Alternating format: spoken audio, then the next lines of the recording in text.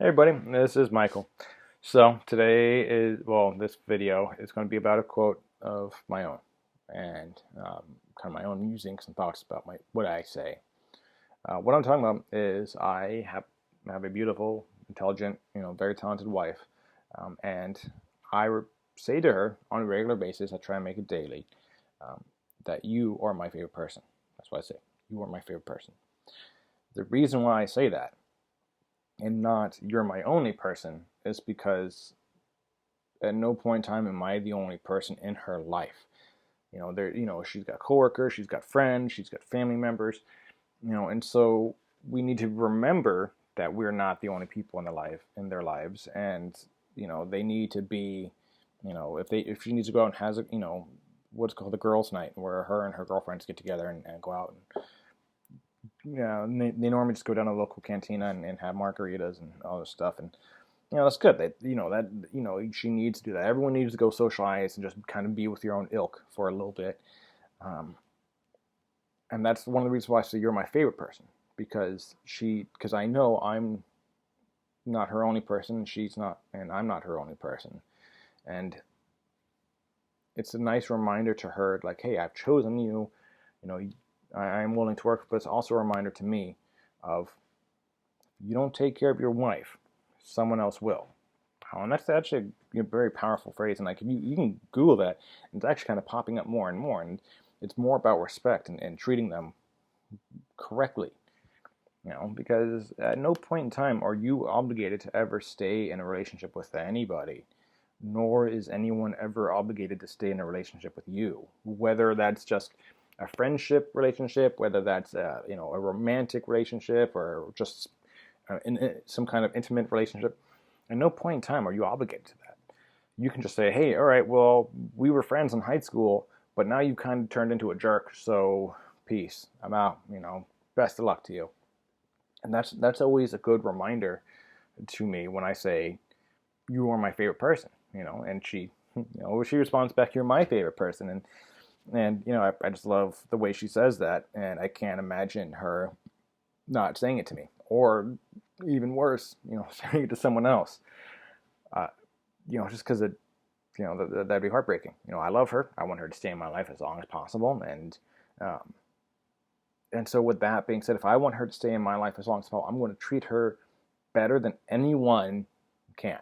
I mean, within the reasonable, as best as I can.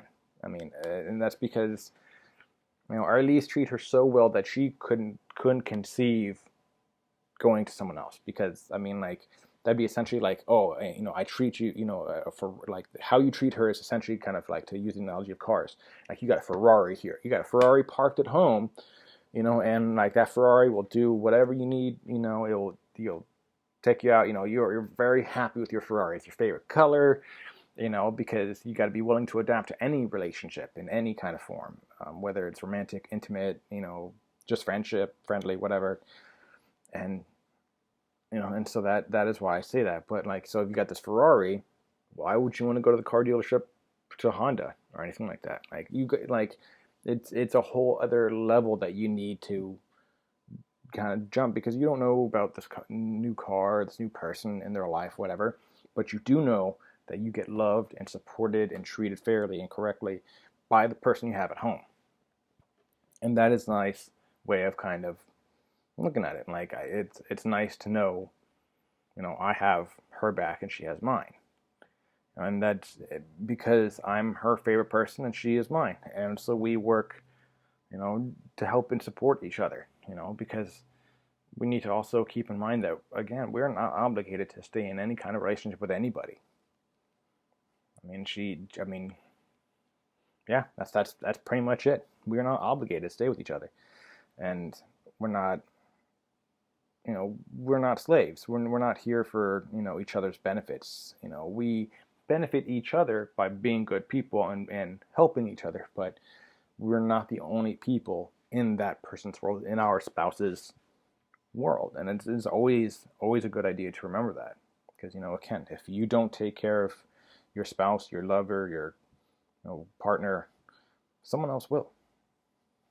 And that's kind of, businesses are starting to kind of understand that, and like the customer base the customers are essentially their lovers. They're, you know, because if I love a place, I will repeatedly go back to it. You know, oh well, you know, like there's a hot dog stand right, you know, across the street. You know, it's run by a mom and pop shop. But man, oh my God, they make killer hot dogs. Some of the best hot dogs I've ever had, and I repeatedly go back there. You know, that's what I'm talking about, because they, you know, they're super friendly, not, you know, and so they got killer hot dogs, but they come over and they always chat me up and like, hey, how you doing today? And of course I'm concerned about them. I'm like, hey, how's business? What's going on with you? And so, you know, if they tell me it's a little slow, and I got a couple friends over, oh man, I'm like, hey, have you tried this hot dog place? It's super bomb. I mean, it's kind of like that, and because if you know you treat your customers poorly, if you treat your spouse, your partner poorly, someone else will pick up where you left off, pick up the slack, and prove to them, you know, why they shouldn't be with you, because you know, you may be their favorite person in their life, but you're not the only. So you got to stay on your game, you know. Yeah, that's pretty much it. So you are my favorite viewers, but you're not my only viewers. Actually, yeah, no. If you check the views, pretty much are. That's all right. So with that, you guys, I really wish you the best. I hope everything continues to go well for you guys. And yeah, just let me know if you got anything else, any questions, comments, concerns. Take care of everybody. And thank you for checking out this video and taking the time.